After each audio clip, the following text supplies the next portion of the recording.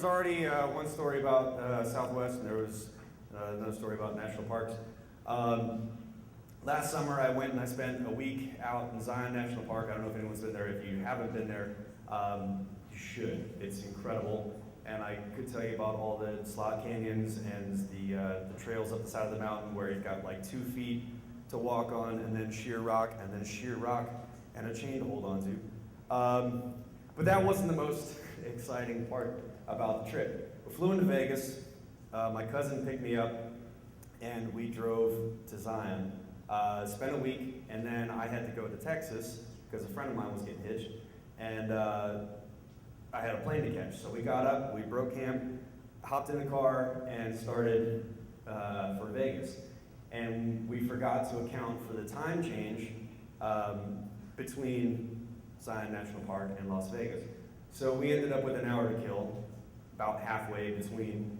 And so we just kind of decided to take our time and take the scenic route. And so we were probably, 30 miles outside of Vegas. And that's where I met Dr. Joshua Paul Leroy Beats, MD, Neurochemistry.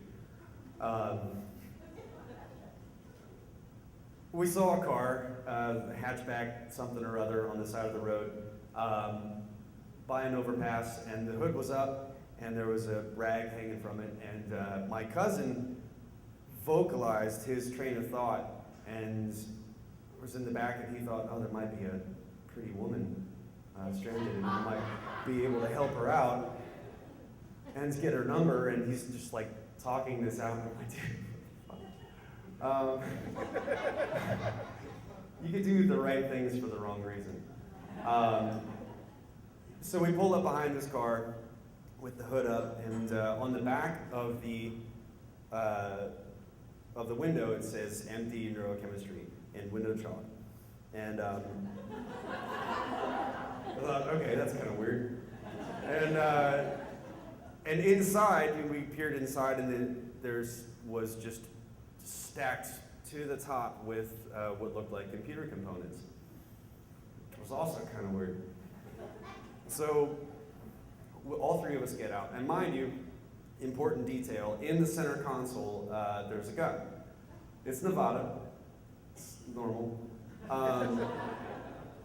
And so all three of us get out, and my cousin kind of puffs his chest out and says, excuse me, do you need help? And Dr. Joshua Paul Leroy Beats pops his head up from outside, and for a visual, he's got just crazy, wild, frizzy hair bursting out of a white hat that's backwards. He's wearing sunglasses with the tag hanging from the bridge. He's wearing a white V-neck shirt and white khaki shorts and socks and sandals and rubber gloves. And he pops up and says, just need to jump. And I look over and I see my cousin. He's like, oh, shit. Do you have cables? And he goes, yeah, I got cables. And he goes around and opens the billboard for MD Neurochemistry, and he pulls out jumper cables, and we hook it up. And then he says, well, his battery's underneath the passenger seat, so just do that. And they just move all the computer components, and he piles it up. So we get it hooked up, and we're just kind of sitting around waiting for enough juice to get into his car to get it started again. And my cousin's trying to make small talk, and he's like, so, neurochemistry, huh? He's like, yep. No elaboration or anything like that. And well, I can tell he wants to ask, like, what are you doing in the desert with what appears to be $20,000 worth of computer components and rubber gloves and sunglasses with the tag, but he never says anything until he finally gets his car started. And so we unhook the cables, hand him the cables back, and we're like, all right, see you later. And he goes, wait, I have something. And he goes to the other side of the car and opens the back seat, pushes up all the computer components, and he's wrestling for something, and I see my buddy just take one step closer to the center console, getting closer and closer. And I'm kind of insanely aware of what's going on. He's reaching for something in the back seat, my buddy's close to the gun in the center console, and I'm just kind of like relaxing my knees, getting ready to move if I have to. And Dr. Joshua Paul Leroy Beats comes out with a piece of paper, and he says, My father was killed by the Soviets back in 1982, and I was raised by super hackers that lived in, according to morals instead of laws of the land, and they raised me to also care more about morals and ethics rather than laws. And when my father died, he was killed by the Soviets in 1982. He owned everything in the universe, and then he passed on his powers to me, and now I own everything in the universe, and I wrote a rough draft. The best part about this whole experience is he never took off the rubber gloves. He gave us the rough draft of his manifesto for the new laws of the universe, which included such excerpts as, "There are no bugs in Russia. The sound of the toilet flushing is due in part to the electromagnetic whatever the hell."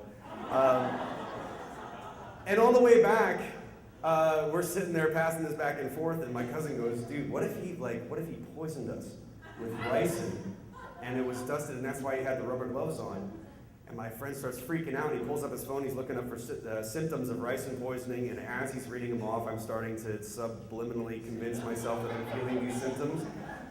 And I get to TSA, and I think, well, if anyone finds out that I have ricin, it's going to be these guys, these super scientific, freedom-loving vigilantes of justice, the TSA.